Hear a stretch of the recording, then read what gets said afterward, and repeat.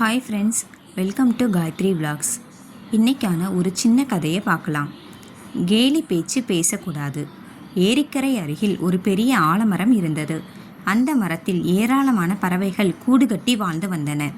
அந்த ஆலமரத்தில் உள்ள பழங்களை தின்பதற்காக அவ்வப்போது குரங்குகளும் அந்த மரத்திற்கு வரும். ஆனால் குரங்குகள் பறவைகளைப் போல நிலையாக அந்த மரத்தில் தங்கி வாழ்வது இல்லை.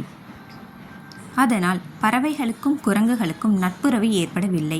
இப்படி இருக்கையில் அப்போது மழைக்காலம் வந்தது. இடைவிடாத மழை நெடுநேரம் பெய்தது. இரை தேட வெளியில் சென்றிருந்த பறவைகள் எல்லாம் திரும்பி கூடுகளுக்கு வந்து அடைந்து கொண்டன. அந்த நேரத்தில் வயதான குரங்கு ஒன்று மழையில் நனைந்து கை கால்கள் எல்லாம் விடவிடவென நடுங்க அவசைப்பட்டு கொண்டே அந்த ஆலமரத்திற்கு வந்தது. ஒரு பெரிய கிளை மீது ஏறி உட்கார்ந்து கொண்டது. அதன் உடம்பெல்லாம் குளிரில் தடதடவென ஆடிக்கொண்டிருந்தது. அதை கண்ட பறவைகள் சும்மா இருக்காமல் கேலி பேசின. ஏளனமாக பேசி சிரித்தன.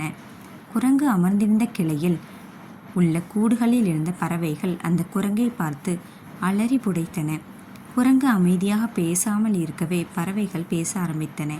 ஏய் குரங்கே, நீ எங்களை விட உருவில் பெரியதாக இருக்கிறாயே, இதனால் உனக்கு என்ன நன்மை?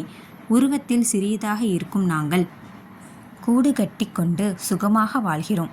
உன்னால் எங்களைப் போல் வாழ முடியாமல் எங்கெங்கோ அலைந்து திரிந்துவிட்டு இந்த கடும் மழையில் நனைந்து இப்படி அவதிப்பட்டு கொண்டிருக்கிறாயே, உன்னை பார்த்தால் எங்களுக்கு சிரிப்புதான் வருகிறது என்று பறவைகள் குரங்கை இகழ்ந்து பேசி சிரித்தன. குரங்கு அதையெல்லாம் கேட்டுக்கொண்டு ஒன்றும் செய்யாமல் அமைதியாக இருந்தது. பறவைகளோ தொடர்ந்து கேலியாக பேசி சிரித்து கொண்டே இருந்தன. பறவைகளின் கேலி பேச்சு குரங்கின் பொறுமைக்கு ஒரு சோதனையாக இருந்தது. சிறிது நேரத்தில் குரங்கு தன் பொறுமையை இழந்து கடும் சீற்றம் கொண்டு கிளைக்கு கிளை தாவி சென்று பறவைகளின் கூடுகள் எல்லாவற்றையும் பிரித்து எறிந்து நாசம் செய்தது. பறவைகளும் அங்கு இருக்க முடியாமல் பறந்து வேறிடம் நோக்கி சென்றன.